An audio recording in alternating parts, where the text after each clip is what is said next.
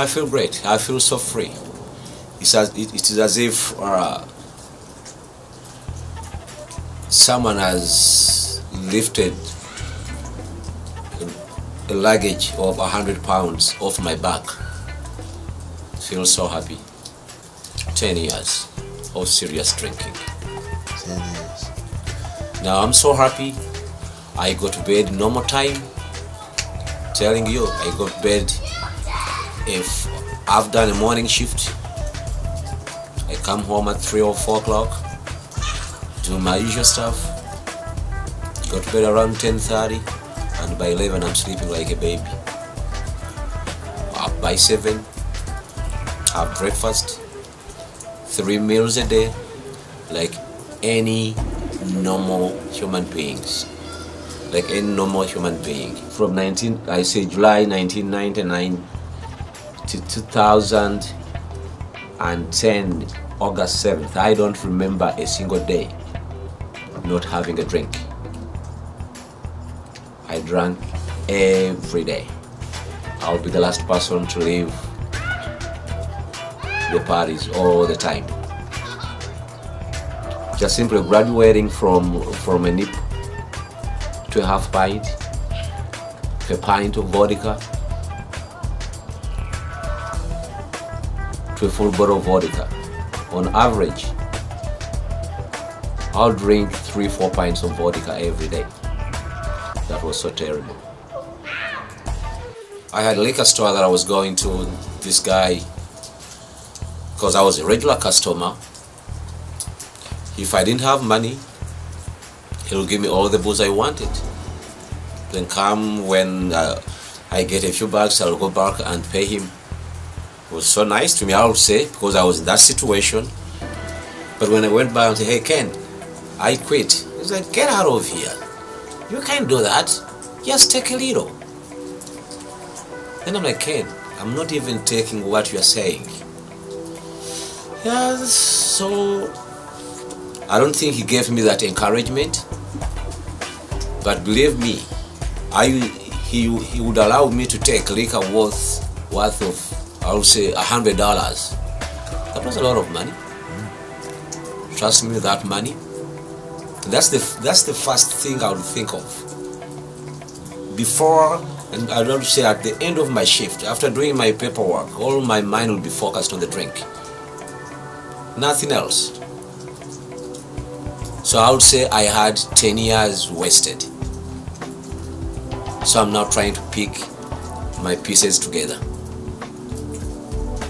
And without the love and the power of Christ, it would not have been very simple. It's a daunting task.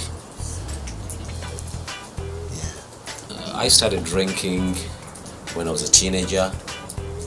I would say the time when you conform to peer pressure.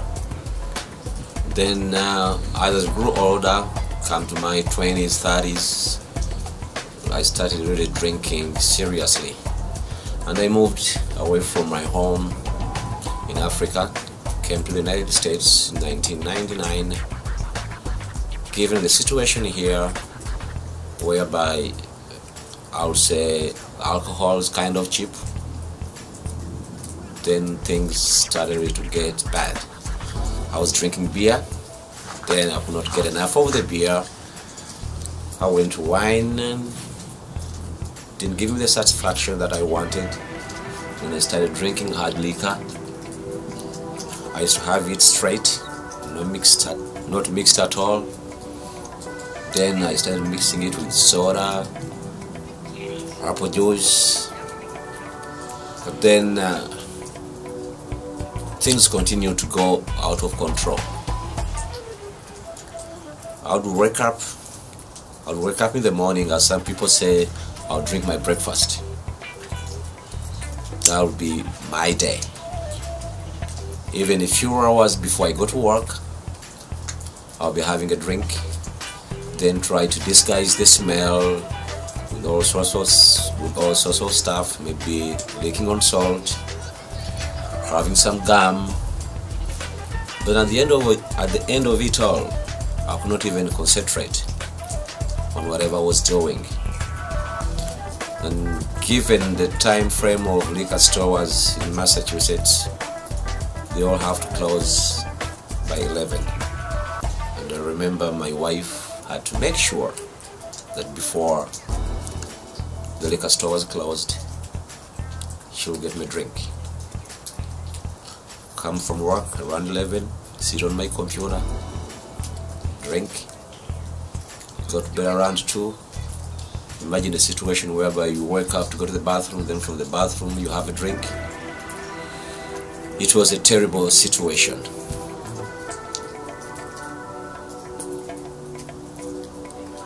Going back to the time frame of liquor stores in Massachusetts, we usually open on Sundays at midday.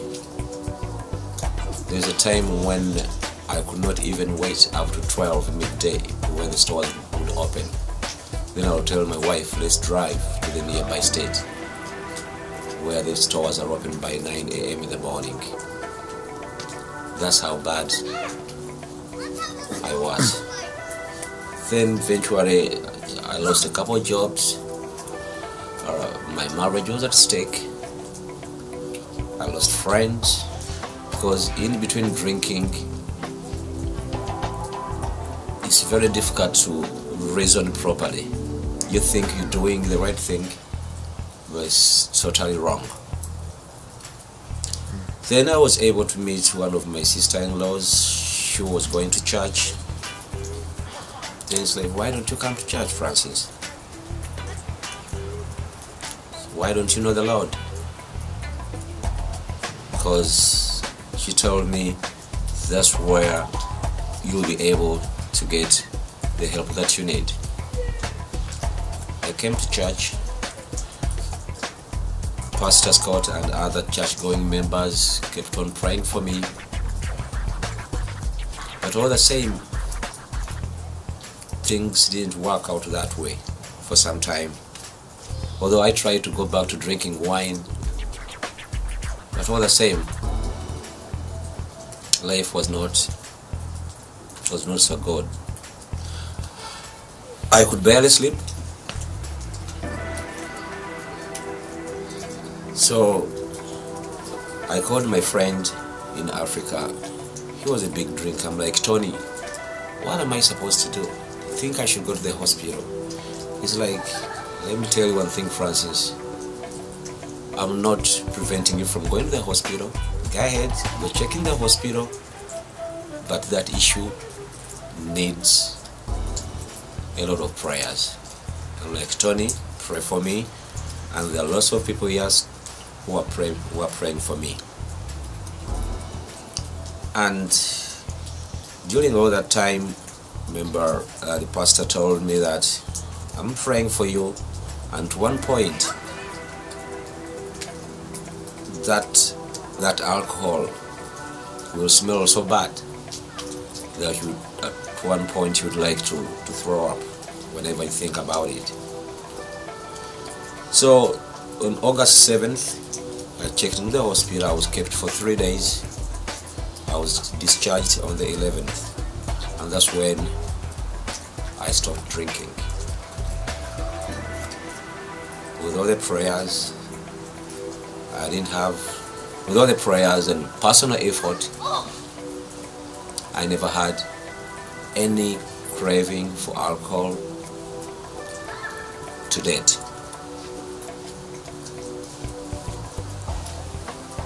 Though it has not been an easy road.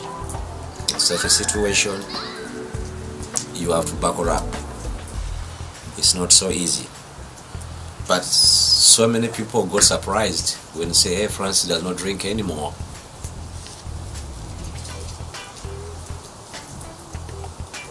And some of them thought that maybe I was gonna fail. But no, I made it.